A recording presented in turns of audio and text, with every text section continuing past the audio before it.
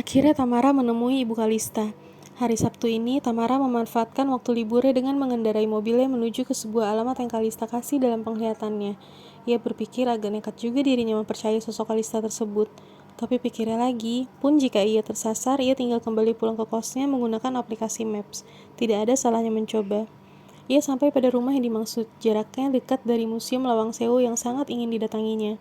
Mungkin setelah dari sini ia akan mampir ke sana. Ia menekan bel di rumah itu. Tak lama keluarlah seorang ibu yang, astaga, sangat persis dengan apa yang sering dilihat dalam mimpinya. Permisi, ujarnya sopan. Ibu itu menghampirinya seraya membukakan pagar. Cari siapa? Dari mana? Ucapnya ketus. Tubuhnya kurus, pipinya pun tirus, lengkap dengan wajah galaknya dan potongan rambut model bobnya.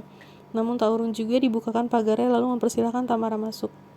Maaf bu, apa benar ini rumah Kalista? Kamu siapa? Sergahnya setengah membentak. Tamara agak terkejut dibuatnya. Saya Tamara, temannya. Ada perlu apa kesini? Saya diminta Kalista untuk menyampaikan, pergi kamu. Tiba-tiba ia diusirnya. Saya, pergi. Ibu itu mengusirnya dengan setengah meraung. Tamara jadi takut didengar oleh tetangga dan akan diusir massal. Saya hanya mau menyampaikan kabar. Aku nggak mau dengar apapun tentang anak nggak berguna itu. Tapi apa ibu nggak mau tahu kabarnya? Enggak, dia nggak bisa kasih apa yang ku minta. Dasar anak nggak berguna. Ia mulai berteriak lagi. Akhirnya Tamara mengalah dan mundur untuk meninggalkan rumah itu. Dalam perjalanan Tamara berpikir keras, mengapa respon Ibu Kalista seperti itu? Nampaknya ia memang ibunda Kalista, tapi mengapa ia sangat marah dan tidak mau dengar apapun tentang anaknya? Mengapa ia bisa setega itu mengabaikan anaknya? Padahal kelihatannya Kalista begitu memperjuangkannya. Seperti ibunya menuntut terlalu banyak. Apakah ia tipikal ibu yang hanya menuntut uang dari anaknya? Kalista pun sampai menganut ilmu pesugihan. Sungguh kasihan, pikir Tamara. Ia jadi ingin bertemu kembali dengan Kalista lalu bertanya banyak. Ia lelah harus menyusun kepingan puzzle dari setiap potongan yang ia lihat dalam mimpinya. Ia ingin Kalista mengungkapkan semuanya. Akhirnya Tamara memutuskan untuk langsung kembali ke kosnya dengan sebelumnya membeli makanan untuk makan malamnya nanti. Serta ia meminta Ray untuk menemuinya dulu malam ini. Dengan alasan ingin tidur lebih awal. Ia tidak ingin bertemu dengannya dulu. Tidak disangka Ray malah datang ke kosnya karena mengkhawatirkannya. Karena kosnya melarang terima tamu pria, akhirnya mau tidak mau Tamara mengikuti Ray untuk keluar sejenak. Ia membawa makanan yang telah dibelinya tadi dan menemani Ray makan malam di luar. Kamu sakit? Tanya Ray. Tamara menggeleng. Cuma ingin tidur lebih awal aja. Kamu gak enak badan? Tanya Ray lagi. Sedikit capek aja. Tadi habis beres-beres kamar, saut Tamara singkat. Ya udah, setelah makan ini kamu aku antar pulang. Istirahat ya. Ray mengusap puncak kepala Tamara. Tamara pun mengangguk mengiyakan. Dalam hatinya, ia ingin secepatnya pergi tidur untuk menemui Kalista dalam mimpinya. Ia benar-benar tidur lebih awal malam ini dan sepertinya mimpinya pun cepat hadir karena ia begitu cepat terlelap dengan pulas. Ia menemukan Kalista yang tengah menangis dalam kamar kosnya. Ia mendekati Kalista yang duduk memeluk lututnya di pojok kamar. Kal, disentuhnya pundak Kalista dengan lembut takut mengagetkannya.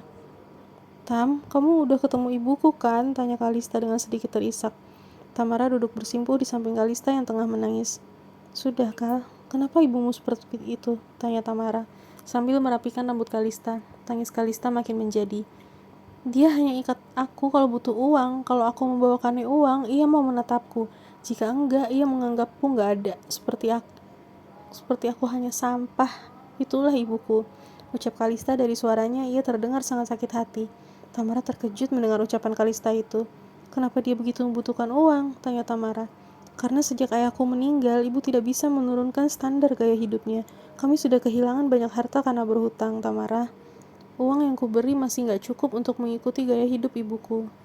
Tamara makin merasa kasihan pada Kalista, ternyata hidupnya seberat itu. Banyak pertanyaan melintas dalam kepalanya, tapi entah kenapa ia enggan menanyakannya untuk saat ini. Hari ini terasa sangat melelahkan bagi Tamara. Karena ia menangani 2 job pembuatan iklan sekaligus, Tamara memang tidak suka menunda pekerjaan. Karena baginya mengerjakan saat mendekati deadline malah akan membuatnya stres. Maka ia lebih suka mengerjakannya langsung saat mendapatkan sebuah job. Dan lagi-lagi, malam ini ia tertidur lebih awal lagi. Ia bermimpi berada di sebuah gunung seperti sedang melakukan kegiatan naik gunung. Lalu ada seorang kakek yang menghampirinya. Nak, bagaimana pendapatanmu? Apa kau cukup puas? Tanya kakek itu. Dalam mimpinya itu ia mengangguk sekaligus menjawab. Tapi ibu masih kurang puas. Apa yang harus saya lakukan, Bah? Hari Kamis depan datanglah lagi ke sini. Bawa seekor ayam cemani, ucap kakek itu. Saya harus cari kemana, Mbah?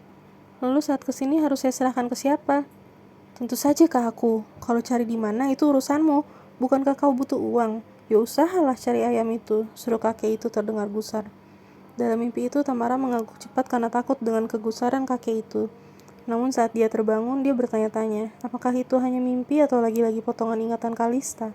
Ia berusaha menghubungkan dengan mimpi-mimpi sebelumnya, dan ia teringat sosok kakek itu dalam mimpinya, di mana dalam mimpi itu, ia pertama kali mengikuti pesugihan dan mendapatkan sekantung tanah dari kakek itu untuk disebar di rumahnya setiap hari. Tamara terkekeh sendiri. Ia merasa lucu karena kadang seperti tak sabar menantikan mimpi selanjutnya demi bisa menyatukan cerita dalam mimpinya tersebut. Seperti menyusun sebuah teka-teki, seperti menunggu lanjutan serial. Namun ada kekhawatiran juga ketika awalnya kakek itu hanya memberi bungkusan tanah. Kali ini ia meminta imbalan. Bukankah menyeramkan? Ia terkejut saat melihat Kalista ada di sampingnya, duduk di ranjangnya. Sekarang ini Tamara kadang tidak bisa membedakan mana mimpi mana kenyataan. Kadang Kalista muncul untuk menyadarkan Tamara agar terbangun dari mimpi atau menyuruhnya tidur untuk bertemu dirinya. Kal, aku tadi mimpi apa? Tanya Tamara langsung. Kalista terkekeh. Tamara menyenangi Kalista yang seperti ini. Kamu yang mimpi kok tanya aku? Ia bertanya balik. Itu supaya kamu ngerti seberapa sayangnya aku sama ibu aku, tapi yang gak pernah dihargainya sama sekali. Kalista menatap wajah Tamara dari dekat sambil memegang pundak Tamara dengan kedua tangannya yang dingin seperti biasa. Lalu ia mulai berkaca-kaca. Aku melewati semua itu hanya untuknya, Tam. Aku melakukan segalanya untuk dia. Segalanya kulakukan untuk dia, sampai aku kehilangan segalanya untuk dia.